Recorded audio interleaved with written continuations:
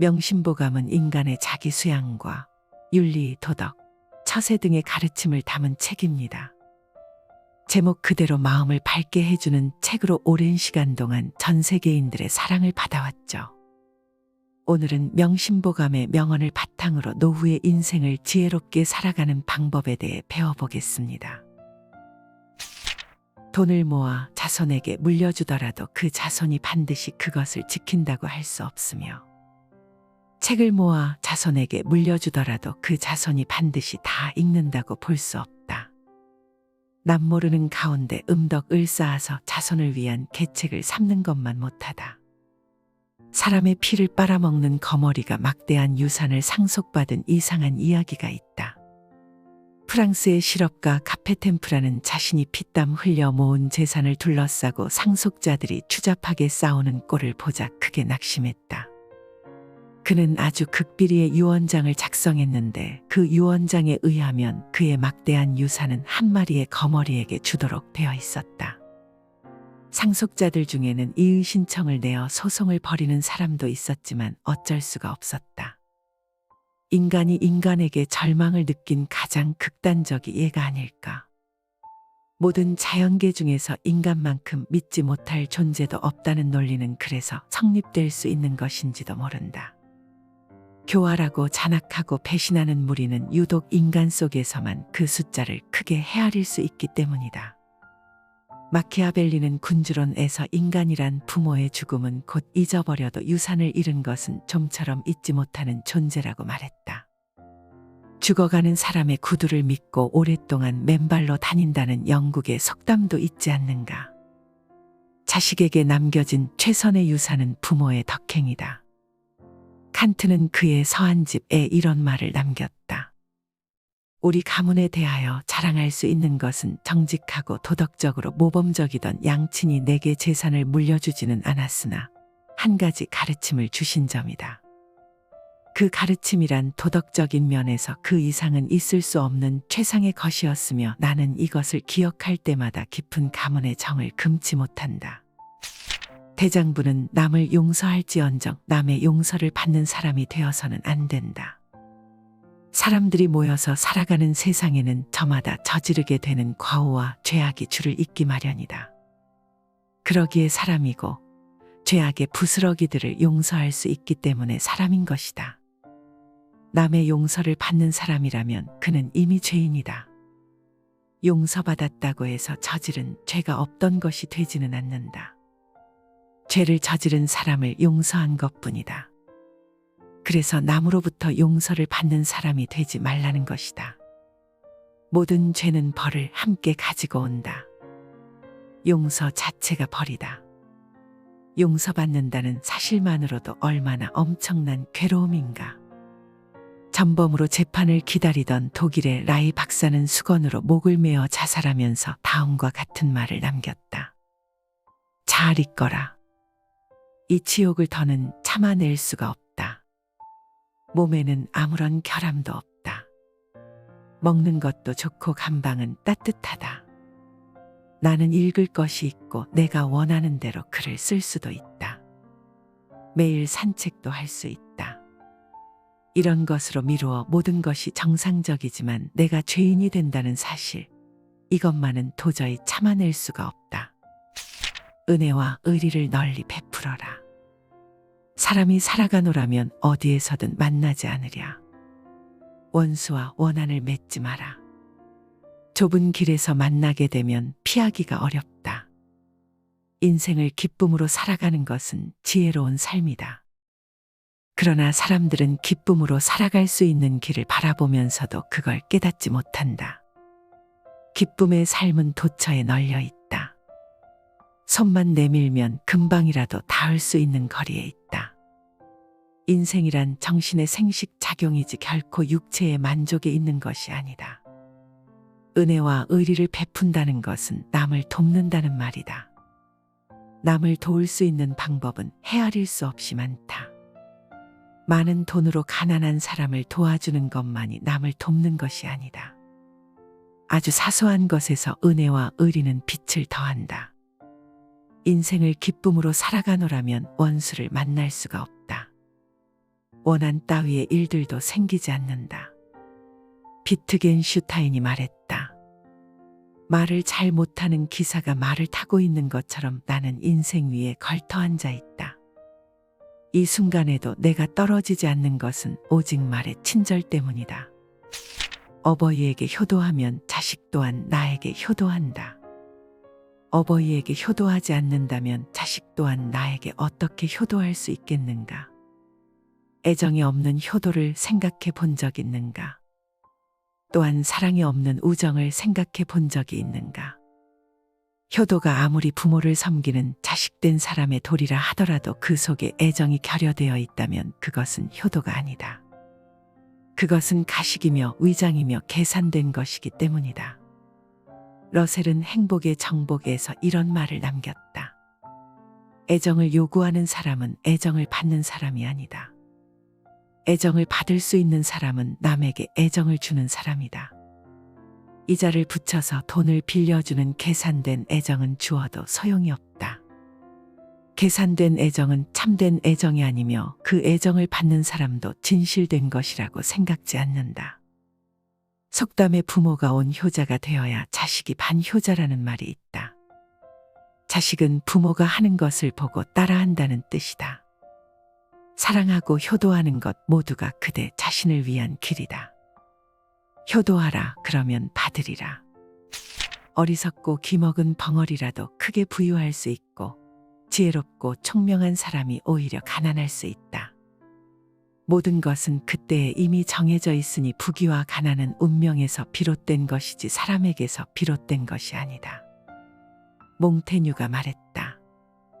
운명은 우리를 행복하게도 불행하게도 만들지 않는다. 다만 그 재료와 씨앗을 우리에게 제공해 줄 뿐이다.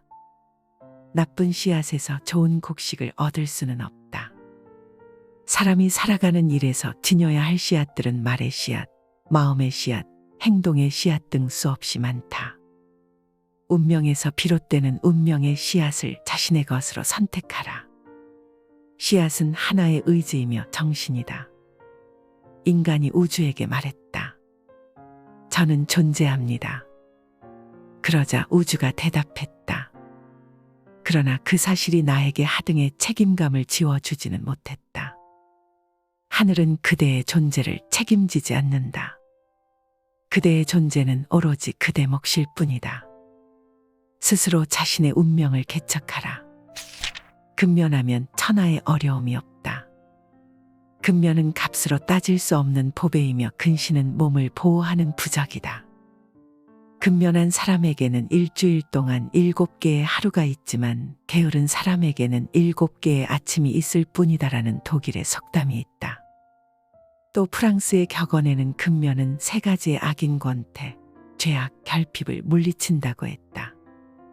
부지런한 일상 속에서는 권태가 자리 잡을 수 없고 죄악 또한 넘나들 여지가 없다. 권태와 죄악이 없다면 결핍은 자연히 생기지 않는다. 2팔을 잃은 한 노르웨이 사람이 장애자로는 처음으로 남의 도움 없이 100kg의 썰매를 끌고 남극에 도달하는 데 성공했다. 54일 동안 1320km를 걷는 험난한 원정이었다. 그의 용기와 집념과 근면이 남극 원정을 성공케 한 것이다. 디즈레일리가 말했다. 성공의 비결은 원하는 것이 일정하고 변하지 않는 데에 있다. 성공하지 못하는 이유는 처음부터 끝까지 한 길로 가지 않았기 때문이지 그 길이 험악해서가 아니다. 한 마음 한 뜻은 쇠를 뚫고 만물을 굴복시킨다. 신은 항상 부지런한 사람의 편이다. 그대가 스스로를 근면하다고 생각한다면 그대는 이미 행복과 휴식의 언덕을 절반쯤 오른 것이나 다름없다. 아버지께서 부르시면 즉시 대답하여 머뭇거리지 마라. 손에 일감을 잡았다면 던져버리고 음식이 입에 들었다면 토해내고 달려가라. 그러나 결코 내닫지는 말아야 한다. 소금의 고마움은 소금이 떨어졌을 때 알고 부모는 돌아가신 뒤에야 그 고마움을 안다는 말이 있다. 부모가 자식에게 행하는 은혜는 눈에 보이지 않고 손에 잡히지 않으며 귀로 들을 수 없는 경우가 많기 때문이다. 그래서 프랑스 사람들은 부모를 신이 주신 은행가라고 비유한다. 부모에 대한 존경의 마음은 자식된 사람으로서 마땅히 가져야 하는 것이다. 그것은 최소한의 예의일 수도 있지만 존경심이야말로 스스로를 사랑할 수 있는 지름길이 되기 때문이다. 공자의 제자였던 증석은 생전에 무척이나 대추를 좋아했다. 그래서 그의 아들인 증자는 대추를 입에 대지 않았다고 한다. 공손추가 맹자에게 물었다. 회나 불고기와 대추 중 어느 것이 맛있습니까? 맹자가 대답했다. 회나 불고기 쪽이겠지.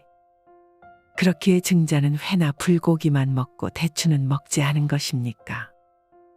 회나 불고기는 일반적으로 많은 사람들이 좋아하는 음식이지만 대추는 특수한 사람만이 좋아한다.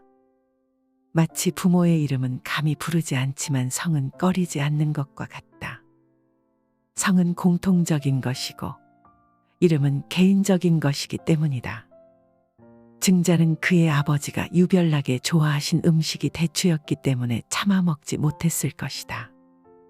아버지에 대한 극진한 존경의 마음을 엿볼 수 있는 이야기이다. 부모를 존경하는 마음은 스스로를 사랑하는 길임을 되새겨두라. 남의 과시를 들으면 마치 부모의 이름을 들은 것처럼 하여 귀로 듣기만 하고 입으로 말하지 마라. 톨스토이는 과실이야말로 사람들을 결합시키는 힘이라고 말했다. 그리고 진실은 진실의 행위에 의해서만 사람들에게 전해진다고 했다. 사람들마다 저지르는 크고 작은 과실들이 사람들을 결합시킨다는 것은 그 과실 속에 가장 인간적인 채취가 들어있기 때문이다. 제 흉 10가지 가진 놈이 남의 흉 1가지를 본다라는 속담이 있다. 방귀 낀 놈이 성낸다거나 치고 보니 삼촌이라 박달나무도 좀이 쓴다는 속담도 모두 세상 사는 이야기를 압축해 놓은 것들이다. 세상 사는 이야기 속에 인간미가 있고 진정한 삶이 있다. 그렇기 때문에 과실은 사람들을 결합시키는 힘을 갖는다. 그래서 인간을 과실의 아들이라고 하는지도 모른다. 타인의 과실 앞에서 숙연해질 줄 알아야 한다. 그것은 곧 나의 과실일 수도 있기 때문이다. 때로는 사람의 덕행보다 그 사람이 저지른 과실에서 더 많은 것을 배울 수 있다. 피터 드러커는 현대의 경영에 이렇게 썼다. 사람은 과실을 저지르면서 여러 가지 일을 터득해 나간다. 과실이 많으면 많을수록 그 사람은 이전보다 나아진다. 그만큼 경험을 통해 성숙해지기 때문이다. 나는 한 번도 실책이 없는 사람, 그것도 큰 잘못을 저질러 보지 않은 사람을 최상급의 직책으로 승진시키지 않는다. 담백하게 먹으면 정신이 맑아지고 마음이 맑으면 잠자리가 편안하다. 스피노자가 말했다. 사람들이 세상에서 가장 좋아하고 가장 얻고 싶어하는 것은 재물과 명예와 쾌락이라고 할 수 있다. 그러나 이 세 가지는 우리의 정신이 좋은 것을 발견하지 못하도록 늘 방해한다. 재물과 명예와 쾌락을 앞세우고 간다면 우리는 정신을 잃어버리고 말 것이다. 정신이란 물체적인 것을 초월한 실제를 뜻한다. 그것이 바로 마음이다. 마음이 모든 것의 지렛대가 될 수 있는 것은 모든 물체적인 것을 초월하기 때문이다. 담백하게 먹는다는 말에서 우리는 식생활만을 생각해선 안 된다. 먹는다는 말 속에는 재물과 명예와 쾌락이 복합적으로 내재되어 있다. 먹는 것은 큰 즐거움이다. 이 세상에 널려 있는 재물과 명예와 쾌락 또한 그렇다. 그런 즐거움들만 찾는 것이 물질적인 편식이다. 지나치게 욕심을 부리지 마라. 호라티우스의 말처럼 그릇이 막지 않으면 무엇을 넣어도 씌어진다. 항상 맑은 정신을 유지하라. 마음을 빼앗기면 눈은 아무것도 볼 수 없다. 쓸데없는 말과 급하지 않은 일은 버려두고 간섭하지 마라. 어떤 집안에 사내아이가 태어나 온 집안이 말할 수 없이 기뻐하였다. 부모는 아이가 만 1달이 되자 아이를 안고 나와 손님들에게 보여주었다. 손님들로부터 길조의 말을 한 가지씩 들으려는 생각에서였다. 한 사람이 아이를 보며 말했다. 이 아이는 장차 돈을 많이 벌겠군요. 그 사람은 이에 감사하다는 말을 한바탕 들었다. 또 한 사람이 말했다. 이 아이는 장차 큰 벼슬을 하게 되겠군요. 그 사람은 이에 몇 마디 겸손해 하는 말을 되받았다. 또 다른 한 사람이 말했다. 이 아이는 장차 죽게 되겠군요. 말을 마치자 그 사람은 여러 사람들로부터 매를 흠씬 얻어맞았다. 죽게 될 것이라고 말한 것은 필연적인 말을 한 것이었고 부귀하게 될 것이라고 말한 것은 거짓일 가능성이 많지만 거짓말을 한 사람은 좋은 보답을 받고 필연적인 것을 말한 사람을 얻어맞기만 한 것이다. 아이의 부모는 아직까지 아무 말도 하지 않은 사람을 지명했다. 그렇다면 당신은? 아직 아무 말도 하지 않은 사람이 되물었다. 저는 남에게 거짓말을 하지도 않지만 얻어맞고 싶지도 않습니다. 그렇다면 도대체 무슨 말을 해야 합니까? 이는 노신의 작품 입론에 나오는 대목이다. 필요 없는 말은 하지 말아야 한다. 말은 참새와 같다. 날아가면 2번 다시 잡을 수 없다. 모든 말은 상대가 있다. 상대의 분위기가 있고 상대의 장소가 있고 상대의 시간이 있다. 말은 때와 장소에 따라 검은빛이 흰빛으로 바뀔 수도 있고 흰빛이 검은빛으로 바뀔 수도 있다. 칼릴 지브란이 말했다. 길가나 장터에서 친구를 만나거든 그대의 입술과 혀를 마음속에 있는 영으로 움직이도록 하라. 그리고 그대 목소리 속의 목소리로 그의 귀 속에 귀에 대고 말하라. 돈을 모아 자손에게 물려주더라도 그 자손이 반드시 그것을 지킨다고 할 수 없으며 책을 모아 자손에게 물려주더라도 그 자손이 반드시 다 읽는다고 볼 수 없다. 남모르는 가운데 음덕을 쌓아서 자손을 위한 계책을 삼는 것만 못하다. 사람의 피를 빨아먹는 거머리가 막대한 유산을 상속받은 이상한 이야기가 있다. 프랑스의 실업가 카페템프라는 자신이 피땀 흘려 모은 재산을 둘러싸고 상속자들이 추잡하게 싸우는 꼴을 보자 크게 낙심했다.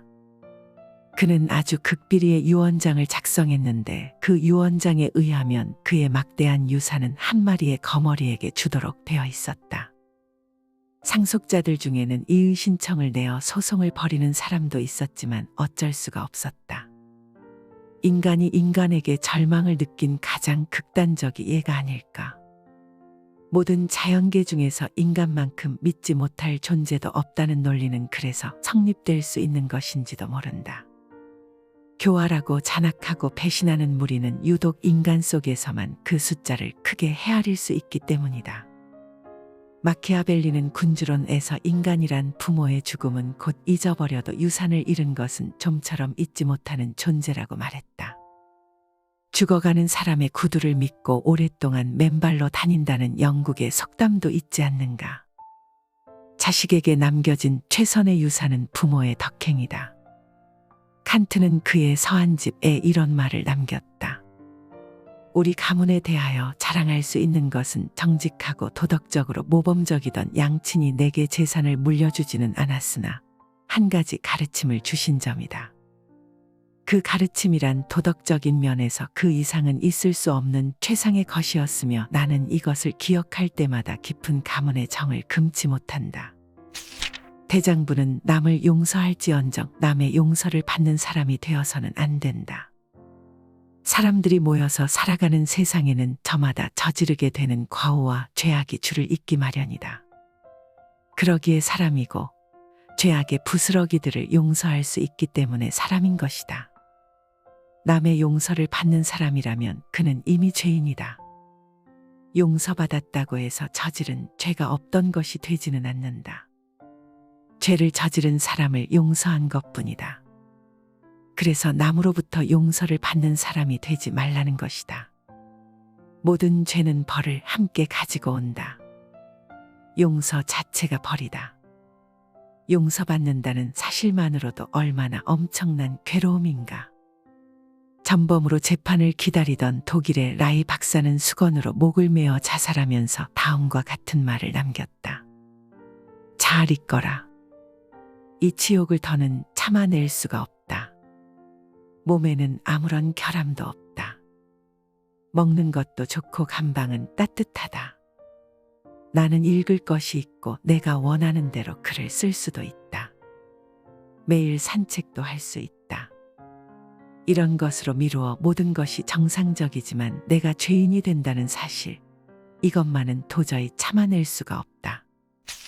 은혜와 의리를 널리 베풀어라. 사람이 살아가노라면 어디에서든 만나지 않으랴. 원수와 원한을 맺지 마라. 좁은 길에서 만나게 되면 피하기가 어렵다. 인생을 기쁨으로 살아가는 것은 지혜로운 삶이다. 그러나 사람들은 기쁨으로 살아갈 수 있는 길을 바라보면서도 그걸 깨닫지 못한다. 기쁨의 삶은 도처에 널려 있다. 손만 내밀면 금방이라도 닿을 수 있는 거리에 있다. 인생이란 정신의 생식 작용이지 결코 육체의 만족에 있는 것이 아니다. 은혜와 의리를 베푼다는 것은 남을 돕는다는 말이다. 남을 도울 수 있는 방법은 헤아릴 수 없이 많다. 많은 돈으로 가난한 사람을 도와주는 것만이 남을 돕는 것이 아니다. 아주 사소한 것에서 은혜와 의리는 빛을 더한다. 인생을 기쁨으로 살아가노라면 원수를 만날 수가 없다. 원한 따위의 일들도 생기지 않는다. 비트겐슈타인이 말했다. 말을 잘 못하는 기사가 말을 타고 있는 것처럼 나는 인생 위에 걸터 앉아 있다. 이 순간에도 내가 떨어지지 않는 것은 오직 말의 친절 때문이다. 어버이에게 효도하면 자식 또한 나에게 효도한다. 어버이에게 효도하지 않는다면 자식 또한 나에게 어떻게 효도할 수 있겠는가? 애정이 없는 효도를 생각해 본 적 있는가? 또한 사랑이 없는 우정을 생각해 본 적이 있는가? 효도가 아무리 부모를 섬기는 자식된 사람의 도리라 하더라도 그 속에 애정이 결여되어 있다면 그것은 효도가 아니다. 그것은 가식이며 위장이며 계산된 것이기 때문이다. 러셀은 행복의 정복에서 이런 말을 남겼다. 애정을 요구하는 사람은 애정을 받는 사람이 아니다. 애정을 받을 수 있는 사람은 남에게 애정을 주는 사람이다. 이자를 붙여서 돈을 빌려주는 계산된 애정은 주어도 소용이 없다. 계산된 애정은 참된 애정이 아니며 그 애정을 받는 사람도 진실된 것이라고 생각지 않는다. 속담에 부모가 온 효자가 되어야 자식이 반효자라는 말이 있다. 자식은 부모가 하는 것을 보고 따라한다는 뜻이다. 사랑하고 효도하는 것 모두가 그대 자신을 위한 길이다. 효도하라 그러면 받으리라. 어리석고 기먹은 벙어리라도 크게 부유할 수 있고 지혜롭고 총명한 사람이 오히려 가난할 수 있다.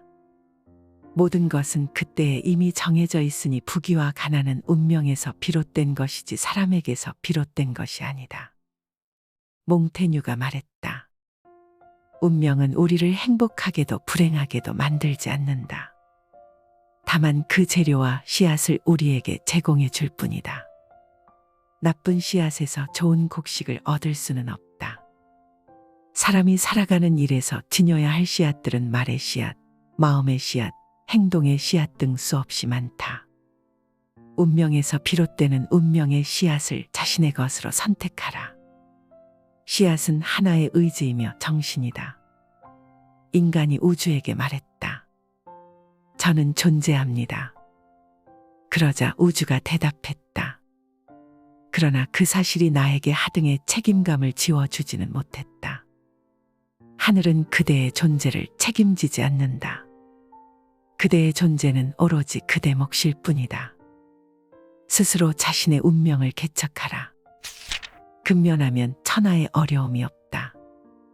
근면은 값으로 따질 수 없는 보배이며 근신은 몸을 보호하는 부적이다. 근면한 사람에게는 일주일 동안 7개의 하루가 있지만 게으른 사람에게는 7개의 아침이 있을 뿐이다라는 독일의 속담이 있다. 또 프랑스의 격언에는 근면은 3가지의 악인 권태, 죄악, 결핍을 물리친다고 했다. 부지런한 일상 속에서는 권태가 자리 잡을 수 없고 죄악 또한 넘나들 여지가 없다. 권태와 죄악이 없다면 결핍은 자연히 생기지 않는다. 두 팔을 잃은 한 노르웨이 사람이 장애자로는 처음으로 남의 도움 없이 100kg의 썰매를 끌고 남극에 도달하는 데 성공했다. 54일 동안 1320km를 걷는 험난한 원정이었다. 그의 용기와 집념과 근면이 남극 원정을 성공케 한 것이다. 디즈레일리가 말했다. 성공의 비결은 원하는 것이 일정하고 변하지 않는 데에 있다. 성공하지 못하는 이유는 처음부터 끝까지 한 길로 가지 않았기 때문이지 그 길이 험악해서가 아니다. 한 마음 한 뜻은 쇠를 뚫고 만물을 굴복시킨다. 신은 항상 부지런한 사람의 편이다. 그대가 스스로를 근면하다고 생각한다면 그대는 이미 행복과 휴식의 언덕을 절반쯤 오른 것이나 다름없다. 아버지께서 부르시면 즉시 대답하여 머뭇거리지 마라. 손에 일감을 잡았다면 던져버리고 음식이 입에 들었다면 토해내고 달려가라. 그러나 결코 내닫지는 말아야 한다. 소금의 고마움은 소금이 떨어졌을 때 알고 부모는 돌아가신 뒤에야 그 고마움을 안다는 말이 있다. 부모가 자식에게 행하는 은혜는 눈에 보이지 않고 손에 잡히지 않으며 귀로 들을 수 없는 경우가 많기 때문이다. 그래서 프랑스 사람들은 부모를 신이 주신 은행가라고 비유한다. 부모에 대한 존경의 마음은 자식된 사람으로서 마땅히 가져야 하는 것이다. 그것은 최소한의 예의일 수도 있지만 존경심이야말로 스스로를 사랑할 수 있는 지름길이 되기 때문이다. 공자의 제자였던 증석은 생전에 무척이나 대추를 좋아했다. 그래서 그의 아들인 증자는 대추를 입에 대지 않았다고 한다. 공손추가 맹자에게 물었다. 회나 불고기와 대추 중 어느 것이 맛있습니까? 맹자가 대답했다. 회나 불고기 쪽이겠지. 그렇기에 증자는 회나 불고기만 먹고 대추는 먹지 않은 것입니까? 회나 불고기는 일반적으로 많은 사람들이 좋아하는 음식이지만 대추는 특수한 사람만이 좋아한다. 마치 부모의 이름은 감히 부르지 않지만 성은 꺼리지 않는 것과 같다. 성은 공통적인 것이고 이름은 개인적인 것이기 때문이다. 증자는 그의 아버지가 유별나게 좋아하신 음식이 대추였기 때문에 참아 먹지 못했을 것이다. 아버지에 대한 극진한 존경의 마음을 엿볼 수 있는 이야기이다. 부모를 존경하는 마음은 스스로를 사랑하는 길임을 되새겨두라. 남의 과시를 들으면 마치 부모의 이름을 들은 것처럼 하여 귀로 듣기만 하고 입으로 말하지 마라.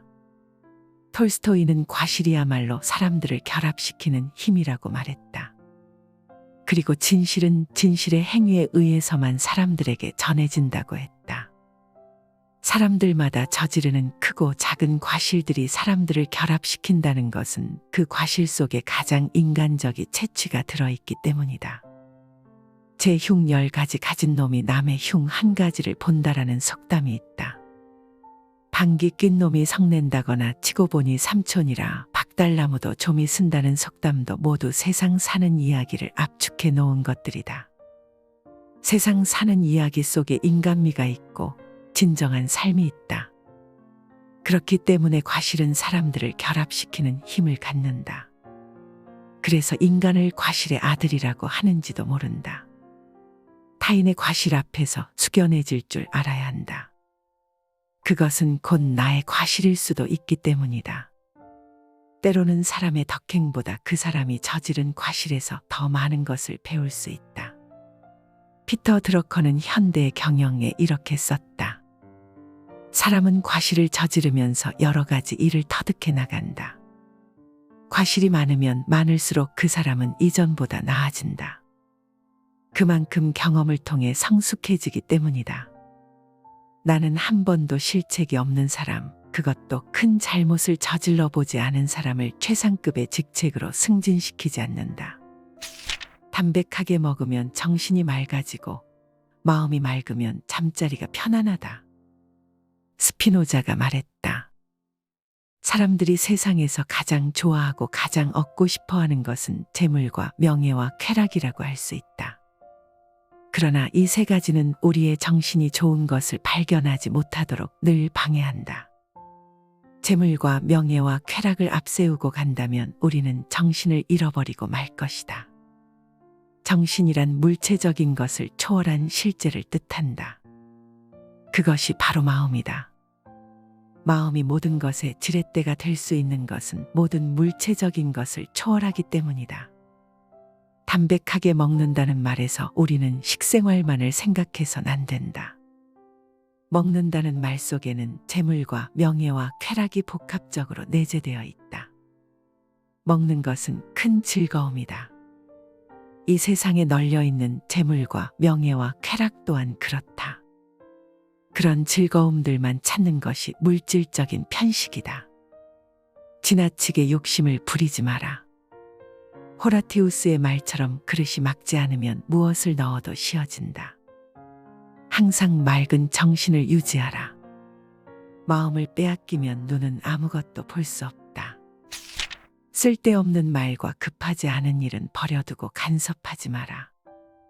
어떤 집안에 사내아이가 태어나 온 집안이 말할 수 없이 기뻐하였다. 부모는 아이가 만 한 달이 되자 아이를 안고 나와 손님들에게 보여주었다. 손님들로부터 길조의 말을 한 가지씩 들으려는 생각에서였다. 한 사람이 아이를 보며 말했다. 이 아이는 장차 돈을 많이 벌겠군요. 그 사람은 이에 감사하다는 말을 한바탕 들었다. 또 한 사람이 말했다. 이 아이는 장차 큰 벼슬을 하게 되겠군요. 그 사람은 이에 몇 마디 겸손해 하는 말을 되받았다. 또 다른 한 사람이 말했다. 이 아이는 장차 죽게 되겠군요. 말을 마치자 그 사람은 여러 사람들로부터 매를 흠씬 얻어맞았다. 죽게 될 것이라고 말한 것은 필연적인 말을 한 것이었고 부귀하게 될 것이라고 말한 것은 거짓일 가능성이 많지만 거짓말을 한 사람은 좋은 보답을 받고 필연적인 것을 말한 사람을 얻어맞기만 한 것이다. 아이의 부모는 아직까지 아무 말도 하지 않은 사람을 지명했다. 그렇다면 당신은? 아직 아무 말도 하지 않은 사람이 되물었다. 저는 남에게 거짓말을 하지도 않지만 얻어맞고 싶지도 않습니다. 그렇다면 도대체 무슨 말을 해야 합니까? 이는 노신의 작품 입론에 나오는 대목이다. 필요 없는 말은 하지 말아야 한다. 말은 참새와 같다. 날아가면 두 번 다시 잡을 수 없다. 모든 말은 상대가 있다. 상대의 분위기가 있고 상대의 장소가 있고 상대의 시간이 있다. 말은 때와 장소에 따라 검은빛이 흰빛으로 바뀔 수도 있고 흰빛이 검은빛으로 바뀔 수도 있다. 칼릴 지브란이 말했다. 길가나 장터에서 친구를 만나거든 그대의 입술과 혀를 마음속에 있는 영으로 움직이도록 하라. 그리고 그대 목소리 속의 목소리로 그의 귀 속에 귀에 대고 말하라. 돈을 모아 자손에게 물려주더라도 그 자손이 반드시 그것을 지킨다고 할 수 없으며 책을 모아 자손에게 물려주더라도 그 자손이 반드시 다 읽는다고 볼 수 없다. 남모르는 가운데 음덕을 쌓아서 자손을 위한 계책을 삼는 것만 못하다. 사람의 피를 빨아먹는 거머리가 막대한 유산을 상속받은 이상한 이야기가 있다. 프랑스의 실업가 카페템프라는 자신이 피땀 흘려 모은 재산을 둘러싸고 상속자들이 추잡하게 싸우는 꼴을 보자 크게 낙심했다. 그는 아주 극비리의 유언장을 작성했는데 그 유언장에 의하면 그의 막대한 유산은 한 마리의 거머리에게 주도록 되어 있었다. 상속자들 중에는 이의 신청을 내어 소송을 벌이는 사람도 있었지만 어쩔 수가 없었다. 인간이 인간에게 절망을 느낀 가장 극단적이 얘가 아닐까. 모든 자연계 중에서 인간만큼 믿지 못할 존재도 없다는 논리는 그래서 성립될 수 있는 것인지도 모른다. 교활하고 잔악하고 배신하는 무리는 유독 인간 속에서만 그 숫자를 크게 헤아릴 수 있기 때문이다. 마키아벨리는 군주론에서 인간이란 부모의 죽음은 곧 잊어버려도 유산을 잃은 것은 좀처럼 잊지 못하는 존재라고 말했다. 죽어가는 사람의 구두를 믿고 오랫동안 맨발로 다닌다는 영국의 속담도 있지 않는가. 자식에게 남겨진 최선의 유산은 부모의 덕행이다. 칸트는 그의 서한집에 이런 말을 남겼다. 우리 가문에 대하여 자랑할 수 있는 것은 정직하고 도덕적으로 모범적이던 양친이 내게 재산을 물려주지는 않았으나 한 가지 가르침을 주신 점이다. 그 가르침이란 도덕적인 면에서 그 이상은 있을 수 없는 최상의 것이었으며 나는 이것을 기억할 때마다 깊은 가문의 정을 금치 못한다. 대장부는 남을 용서할지언정 남의 용서를 받는 사람이 되어서는 안 된다. 사람들이 모여서 살아가는 세상에는 저마다 저지르게 되는 과오와 죄악이 줄을 잇기 마련이다.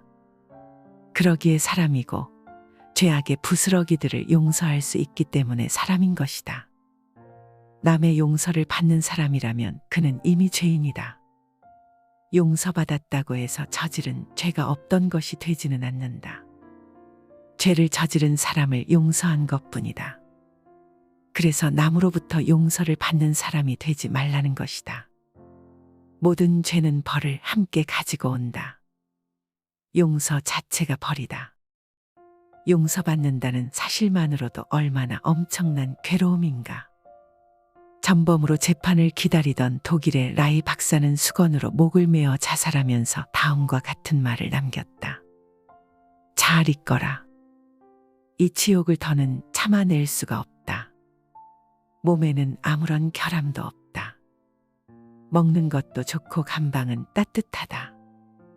나는 읽을 것이 있고 내가 원하는 대로 글을 쓸 수도 있다. 매일 산책도 할 수 있다. 이런 것으로 미루어 모든 것이 정상적이지만 내가 죄인이 된다는 사실, 이것만은 도저히 참아낼 수가 없다. 은혜와 의리를 널리 베풀어라. 사람이 살아가노라면 어디에서든 만나지 않으랴. 원수와 원한을 맺지 마라.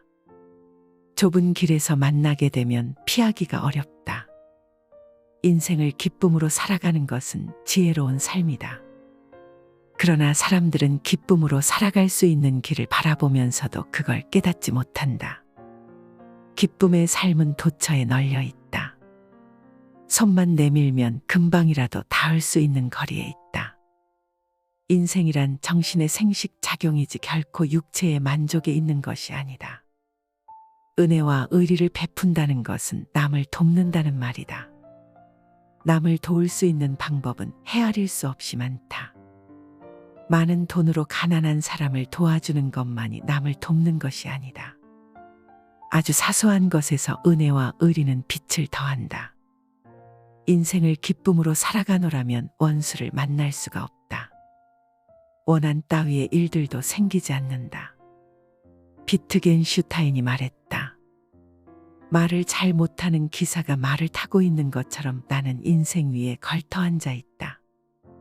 이 순간에도 내가 떨어지지 않는 것은 오직 말의 친절 때문이다. 어버이에게 효도하면 자식 또한 나에게 효도한다. 어버이에게 효도하지 않는다면 자식 또한 나에게 어떻게 효도할 수 있겠는가? 애정이 없는 효도를 생각해 본 적 있는가? 또한 사랑이 없는 우정을 생각해 본 적이 있는가? 효도가 아무리 부모를 섬기는 자식된 사람의 도리라 하더라도 그 속에 애정이 결여되어 있다면 그것은 효도가 아니다. 그것은 가식이며 위장이며 계산된 것이기 때문이다. 러셀은 행복의 정복에서 이런 말을 남겼다. 애정을 요구하는 사람은 애정을 받는 사람이 아니다. 애정을 받을 수 있는 사람은 남에게 애정을 주는 사람이다.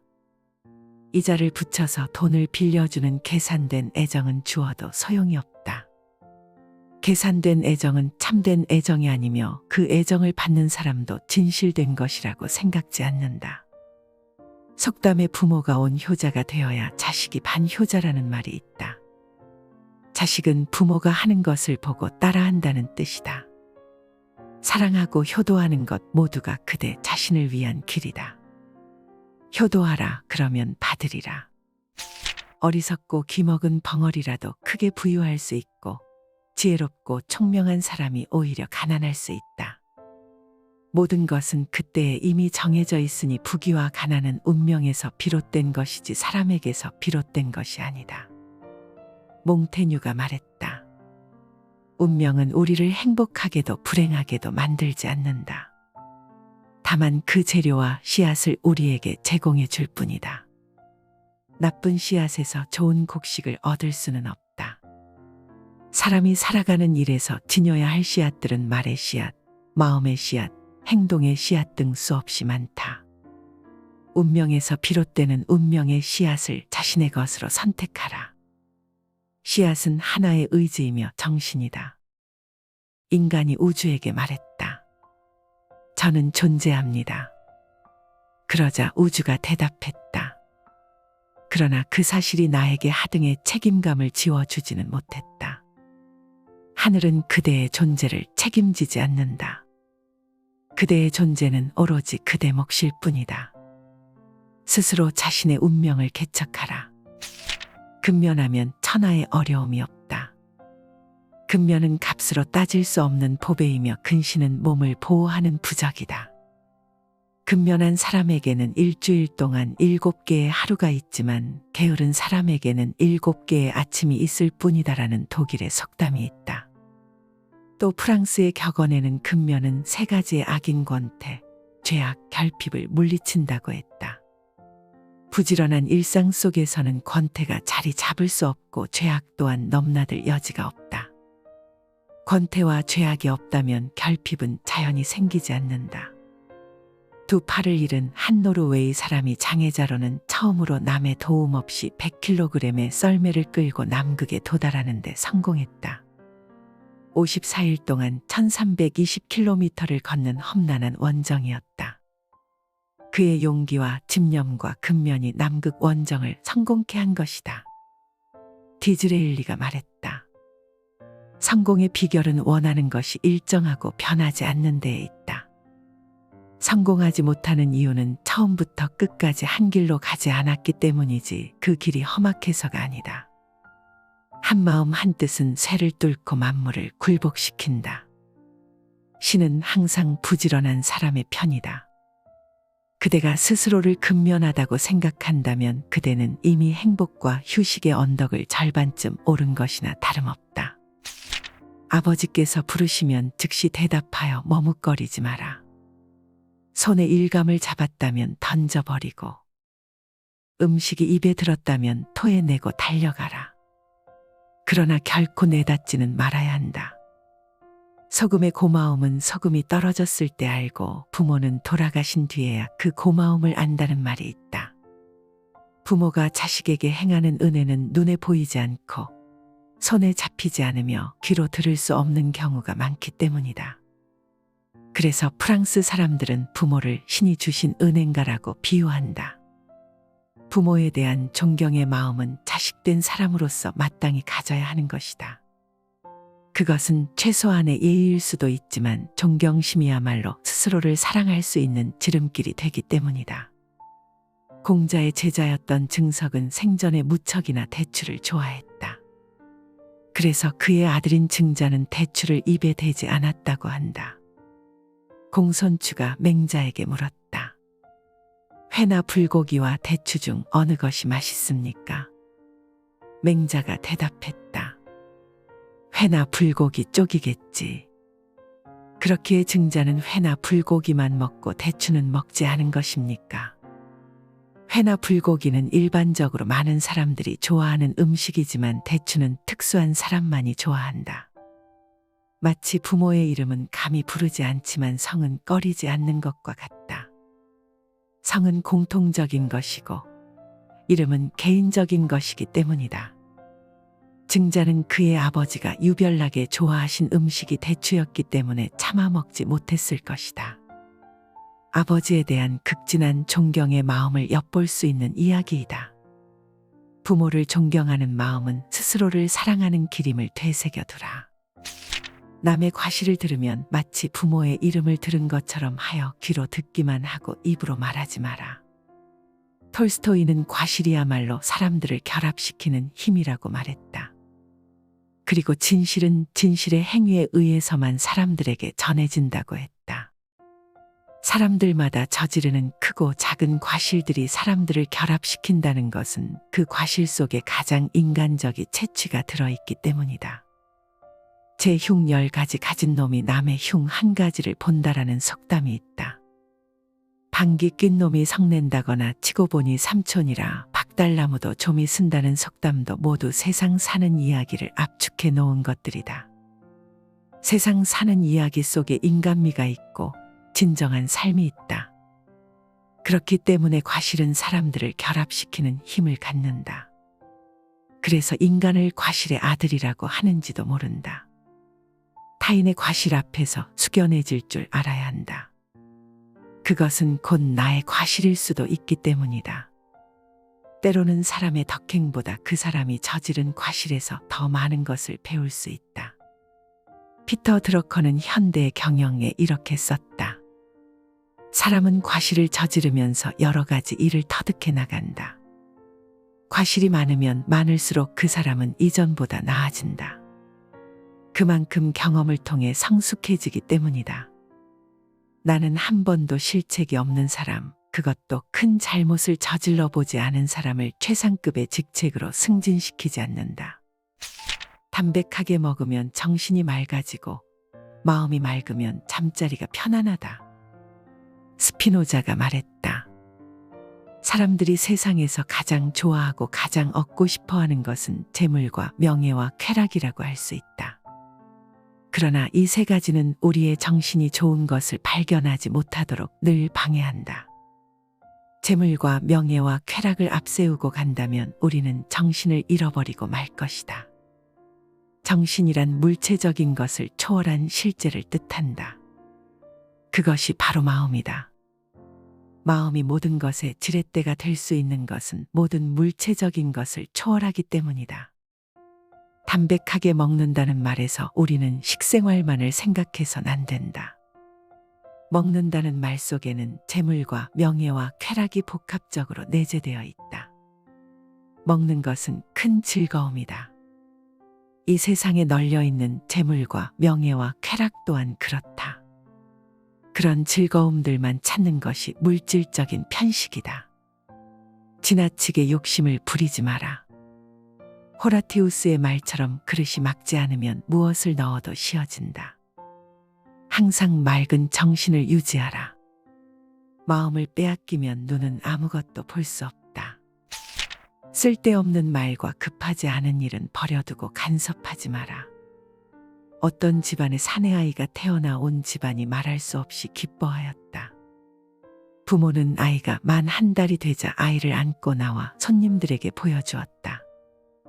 손님들로부터 길조의 말을 한 가지씩 들으려는 생각에서였다. 한 사람이 아이를 보며 말했다. 이 아이는 장차 돈을 많이 벌겠군요. 그 사람은 이에 감사하다는 말을 한바탕 들었다.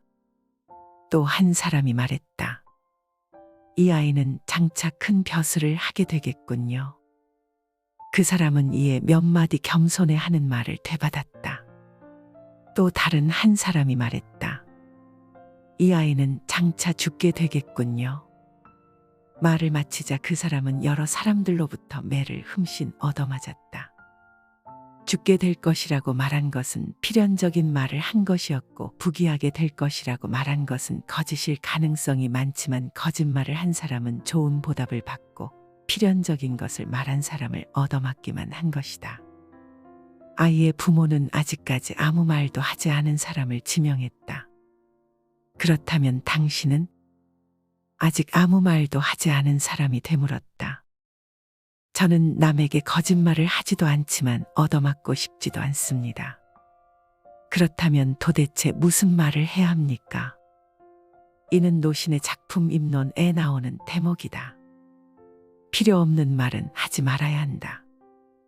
말은 참새와 같다. 날아가면 2번 다시 잡을 수 없다. 모든 말은 상대가 있다. 상대의 분위기가 있고 상대의 장소가 있고 상대의 시간이 있다. 마른 때와 장소에 따라 검은빛이 흰빛으로 바뀔 수도 있고 흰빛이 검은빛으로 바뀔 수도 있다. 칼릴 지브란이 말했다. 길가나 장터에서 친구를 만나거든 그대의 입술과 혀를 마음속에 있는 영으로 움직이도록 하라. 그리고 그대 목소리 속의 목소리로 그의 귀 속에 귀에 대고 말하라.